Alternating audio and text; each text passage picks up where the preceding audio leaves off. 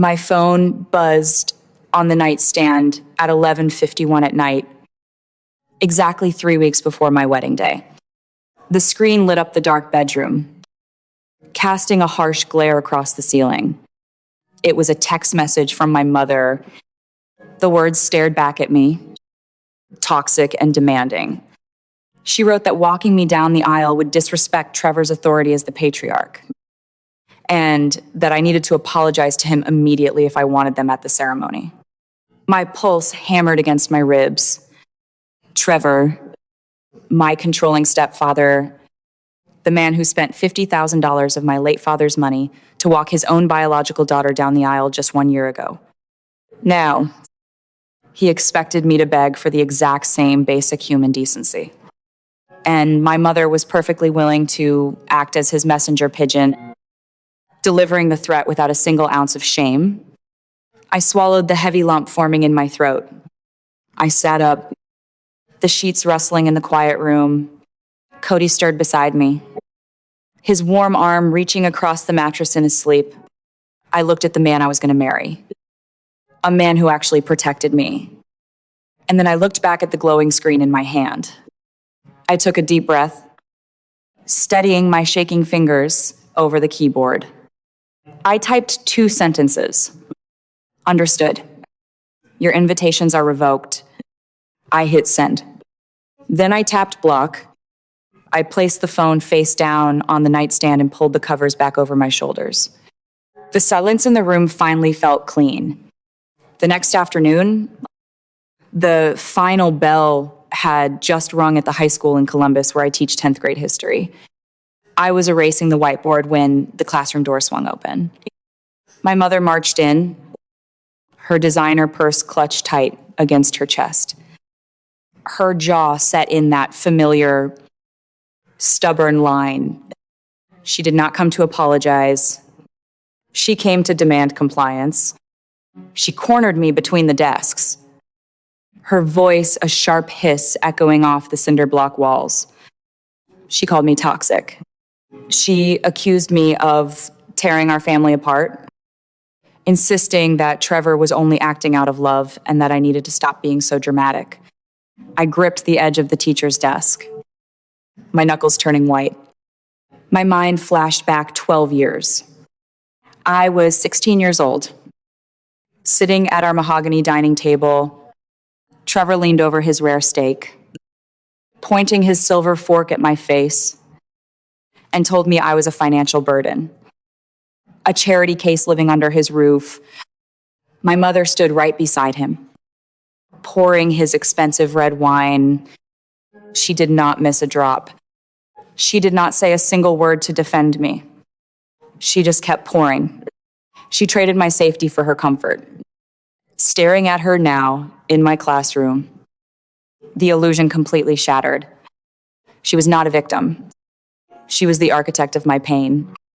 I walked over to the desk, picked up her purse, and shoved it into her chest. I told her to get out of my classroom and out of my life. I physically walked her to the heavy wooden door and shut it right in her face. The heavy click of the latch was the best sound I had heard in years. Trevor did not take the rejection quietly. He escalated the war.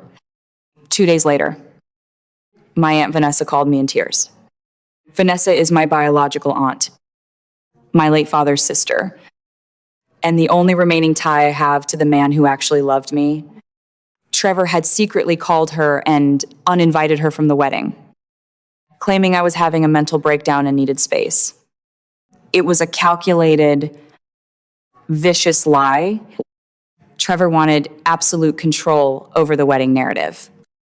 He intended to show up, play the benevolent patriarch, and deliver a fake, heartwarming speech to impress his wealthy country club clients who were attending the reception. I did not scream. I did not call him to argue. I fought back professionally. Cody and I drove straight to the country club and sat down with the general manager. I slid a legal addendum across the polished mahogany desk. The contract reclassified Trevor and my mother as conditional guests. If they caused a single disruption, The venue management possessed the total legal authority to revoke their access on the spot, rendering them trespassers. The manager signed it without hesitation. The wedding day arrived, crisp and bright. I walked down the aisle alone, my head held high, my grandmother's pearls cool against my collarbone. At the reception, the champagne flowed, and the string quartet played softly in the background. Trevor stood up at his table. He clinked his crystal glass with a spoon, demanding the attention of the room. Preparing to launch into his self-serving speech, I beat him to the punch. I stood up, grabbed my own glass, and spoke directly over him. I thanked Aunt Vanessa, who sat proudly in the front row. I thanked Cody's parents for showing me what unconditional love actually looks like. I entirely omitted Trevor and my mother. Trevor's face turned a violent shade of crimson. He slammed his hands on the table and started screaming, pointing his finger at me across the ballroom, calling me an ungrateful brat. The general manager stepped out from the shadows and gave a sharp nod. 2 off-duty police officers working security materialized behind Trevor. They informed him his invitation was revoked. Trevor tried to shove past them, but the officers gripped his arms, threatening him with immediate arrest for trespassing. Trevor and my mother were marched out the grand double doors in front of Columbus High Society, humiliated and completely powerless. 7 months passed. The silence was golden. I was deep into my 3rd trimester, my belly heavy with my unborn son. The autumn rain was lashing against the living room windows when a soft knock sounded at the front door. I checked the camera. It was my mother. She stood on my porch, soaked and shivering, clutching a yellow handmade baby blanket to her chest. She was sobbing. I opened the door just a crack. She told me she had finally left Trevor. She said she could not stand the abuse anymore and that she just wanted to be a grandmother. The biological pull is a dangerous thing. Despite everything, a tiny, fractured part of my heart wanted a mother. I opened the door and let her inside. I gave her tea. We sat in the living room, and for 2 hours, we pretended everything was going to be okay. 1 week later, my phone rang. The caller ID was a random out-of-state number. I answered cautiously. It was Paige, Trevor's biological daughter. Her voice was shaking, entirely drowned out by the sound of rushing wind and highway tires. She was driving to Michigan in a rented moving truck, fleeing her father's financial grip once and for all. She called to warn me. My mother never left Trevor. It was a Trojan horse. Paige explained the entire horrifying plot. Trevor forced my mother to fake the breakup to gain access to my house. The plan was for my mother to plant hazardous prescription pills in the baby's nursery during her next visit. Trevor would then file a fraudulent report with Child Protective Services, claiming I was an unfit mother hoarding illegal narcotics. Trevor did not want to raise a baby. He wanted emergency custody purely as a bargaining chip. He intended to extort a public apology from me and legally bind himself to Cody's wealthy family forever. The betrayal cut so deep it bypassed anger and settled into absolute, freezing clarity. I thanked Paige, wished her a safe journey, and hung up the phone. I did not panic. I drove to the electronics store and purchased 3 high-definition, motion-activated nanny cameras. I installed them perfectly, hiding one inside the air vent, one behind the bookshelf, and one inside the base of the crib mobile. The trap snapped shut 3 days later. My mother arrived on a Tuesday afternoon, carrying a basket of folded baby clothes. I led her inside. We stood in the kitchen for a few minutes before I gripped the edge of the granite counter and gasped, faking a severe Braxton Hicks contraction. I leaned over, breathing heavily. I told her I needed to lie down in the master bedroom. and I asked her to take the clothes into the nursery. She nodded, her eyes flashing with eager compliance. I limped into my bedroom, shut the door, and instantly pulled up the live camera feed on my phone. I watched my mother walk into the nursery. She looked over her shoulder, ensuring the hallway was empty. Then she reached into her purse. She pulled out a clear plastic bottle filled with heavy painkillers. She knelt down and shoved the bottle deep under the crib mattress. She stood up, pulled out her phone, and called Trevor. I heard her voice perfectly through the audio feed. She said it was done and that the pills were hidden. She told him to make the call. I moved with absolute precision. I opened my smart home application and locked the front and back doors electronically. Then I dialed 911. I kept my voice panicked and breathless. I told the dispatcher that an intruder was in my home attempting to poison my unborn child. Sirens wailed in the distance within 3 minutes. I stepped out of the bedroom and blocked the hallway. My mother turned around, the color entirely draining from her face as the red and blue police lights began flashing through the front windows. She rushed to the door, rattling the locked handle like a trapped rat. The police breached the entry. 2 officers ordered her to the ground. She collapsed onto the hardwood floor, sobbing hysterically. The cowardly reality of the enabler surfaced instantly. Terrified of taking the fall alone, my mother threw Trevor straight under the bus. She pulled out her phone and showed the officers the text messages. Trevor's exact words were right there on the screen, detailing the entire conspiracy, instructing her exactly where to hide the narcotics. Armed with my camera footage and her desperate confession, the police had immediate probable cause. Later that evening, Trevor was hosting a lavish dinner party for his elite insurance clients at his suburban estate.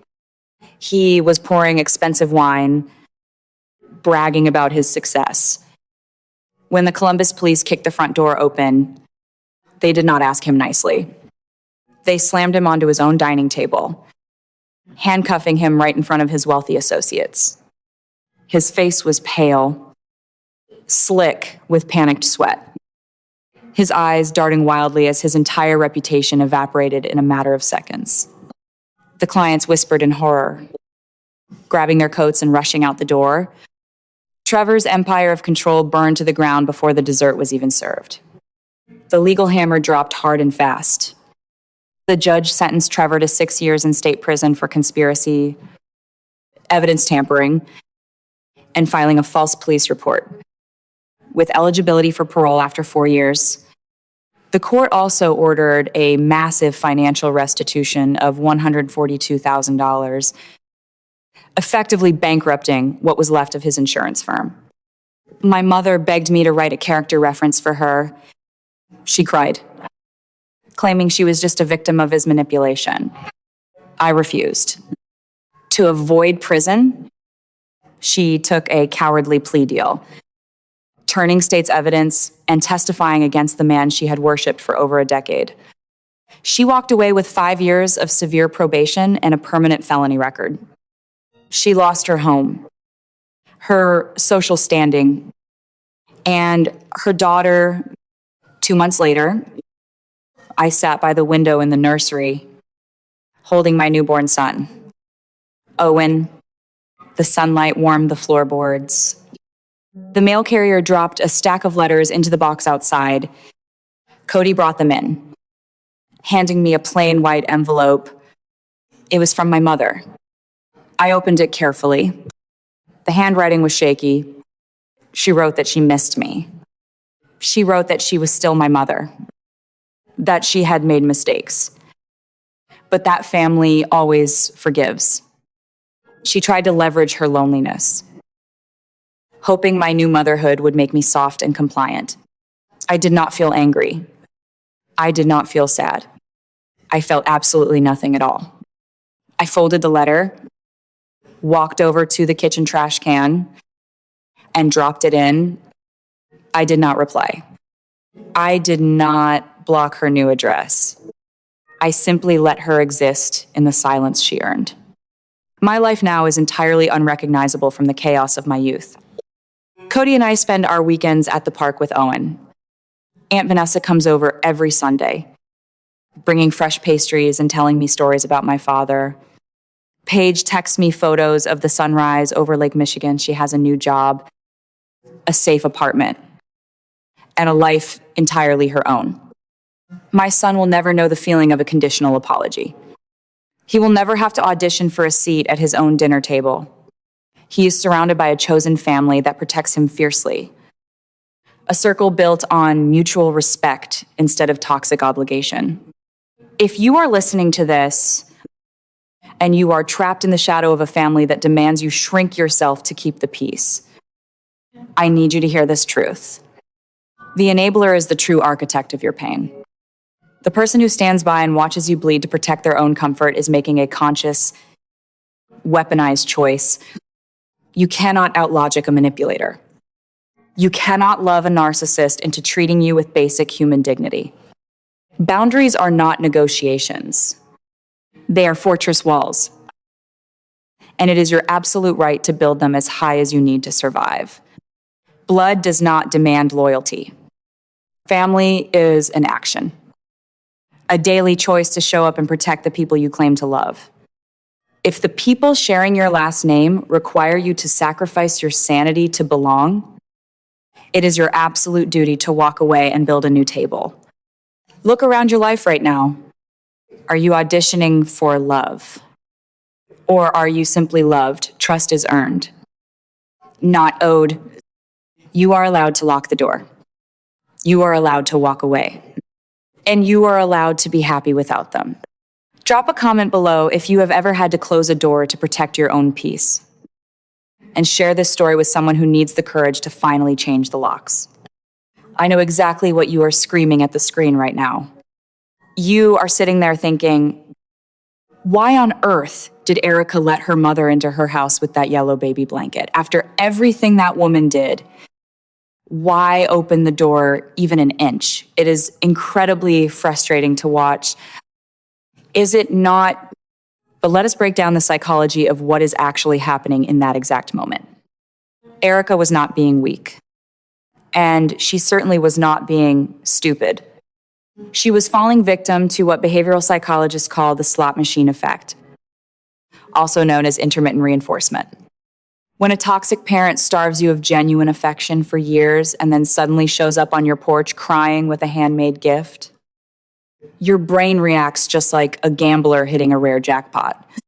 You become addicted to those tiny, unpredictable crumbs of hope.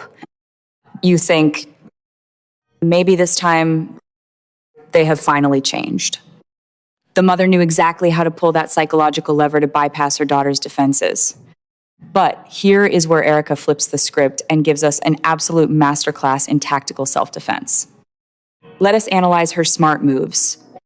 First, the wedding venue contract. I call this the audit strategy. Scammers and toxic manipulators thrive in the gray areas of polite society because they know you will be too embarrassed to make a scene. By forcing the country club manager to sign a strict legal addendum classifying her parents as conditional guests, Erica removed the emotion and replaced it with a legally binding boundary. Manipulators absolutely hate a paper trail. Second, building the case.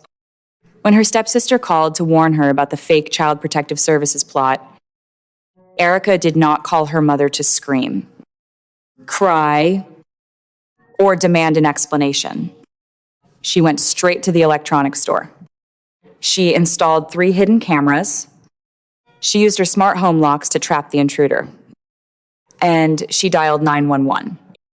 She gathered undeniable, high-definition evidence in the real world. Whoever holds the documentation holds the ultimate power. 2 months after Trevor was sentenced, I sat in the nursery with Owen asleep against my chest, his tiny fingers curled around the edge of my sweater like he already knew he was safe. The afternoon sun spilled across the floorboards in soft gold stripes. Cody was downstairs washing bottles, humming off-key in the kitchen, and for the first time in my life, silence did not feel like punishment. It felt like peace. That was the strangest part of freedom. It was not loud. It did not arrive with fireworks or applause. It arrived quietly, in small, ordinary moments that once felt impossible. A locked door, a warm house, a baby sleeping without fear. A husband who came into the room just to ask if I needed water. Not because he wanted control, not because he needed praise, but because love, real love, pays attention. For years, I thought family meant enduring. I thought being a good daughter meant swallowing humiliation, explaining away cruelty, and making myself smaller so everyone else could stay comfortable. I thought my mother's silence was weakness. I thought Trevor's cruelty was something I could eventually outgrow, outsmart, or outlove. But I was wrong. Silence can be participation. Enabling can be violence with clean hands. And some people do not stand beside the monster because they are trapped. They stand there because the monster protects the life they do not want to lose.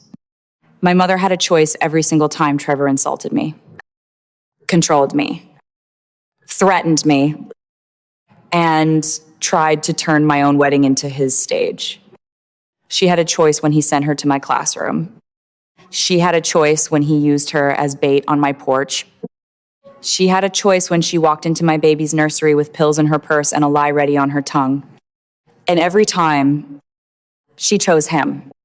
That truth used to destroy me. Now it sets me free. Because once you stop asking why someone would betray you and start accepting that they did, the fog finally clears. You stop negotiating with memories. You stop giving credit for tiny moments of softness that were never strong enough to protect you. You stop mistaking guilt for love. The letter she sent after the trial sat in my trash can for exactly one night before I took the bag outside and dropped it into the bin. I did not reread it. I did not save it for closure. I did not show it to Cody and ask, "Do you think she means it this time?" That question belonged to the old version of me. The woman holding Owen did not need one more apology written in shaky handwriting. She needed a future without traps. She needed a son who would never wonder why love came with conditions. She needed a home where no one screamed across a dinner table. No one weaponized money. No one demanded loyalty while offering nothing but fear in return. So I chose that home. Aunt Vanessa became the grandmother figure Owen deserved. She brought blueberry muffins every Sunday and told stories about my father with so much tenderness that sometimes I had to look away. Paige built her own life in Michigan. And every photo she sent looked a little brighter than the last. Cody's parents never asked for credit. They just showed up, quietly and consistently, until I finally understood that safe people do not make you beg for proof. And Trevor became a cautionary tale whispered behind closed doors by the same people he used to impress. His clients vanished. His reputation collapsed. His polished dining room, his expensive wine, his carefully curated image of authority, all of it meant nothing. The second the truth walked in with a badge and a warrant, my mother survived him. But she did not escape the consequences of choosing him. She lost her house, her standing, her daughter, and the grandson she tried to use as a bargaining chip before he even took his first breath. People say forgiveness is the only way to heal. I disagree. Sometimes healing is not forgiveness. Sometimes healing is changing the locks. Sometimes healing is throwing the letter away. Sometimes healing is watching your child sleep and realizing the cycle ended because you refused to hand him the same pain you inherited. So if you are listening to this and still waiting for someone to finally admit what they did to you, please hear me clearly. Your freedom cannot depend on their confession. Some people will rewrite history until their last breath. Some people will call your boundaries cruelty because they benefited from your silence. Some people will never understand the damage they cause because understanding it would require them to give up the lie that kept them comfortable. Let them keep the lie. You keep your life. You are allowed to build a family from people who choose you without conditions. You are allowed to protect your peace without holding a courtroom in your heart every single day. You are allowed to stop answering the door just because someone crying on the porch shares your blood. Family is not the person who demands access. Family is the person who makes you feel safe when they enter the room. And if the people who raised you taught you that love means fear, then the bravest thing you will ever do is teach your own home a different language. My name is Erica. I was once the girl who sat at a dining table while her mother poured wine for the man, calling her a burden. I became the woman who walked herself down the aisle, trapped a predator with his own plan, protected her unborn child, and built a peaceful life from the wreckage they left behind. And the door they once used to control me, it is locked now, from the inside. If you have ever had to close the door on someone who was supposed to protect you, tell me what finally gave you the courage. Because someone reading the comments tonight may be standing where I once stood, wondering if they are allowed to walk away. Tell them the truth. They are, finally, we have the buyout. When that last handwritten letter arrived from her mother, Erica threw it directly in the trash without a second thought. She realized that walking away from a toxic family inheritance, whether that is money, status, or just a fake apology, is actually the greatest investment you can make in your own freedom. She bought back her peace of mind by simply refusing to engage. The verdict here is simple. Your peace is your most valuable asset. And absolutely no one has the right to bankrupt it, not even your own mother. Blood might give someone a front row seat to your childhood, but it does not entitle them to a VIP pass to your future. If you have ever had to enforce a brutal boundary to protect your own peace and your chosen family, I want to hear your story. Drop a comment below. And do not forget to subscribe for more deep dives into surviving the people who are supposed to love you the most.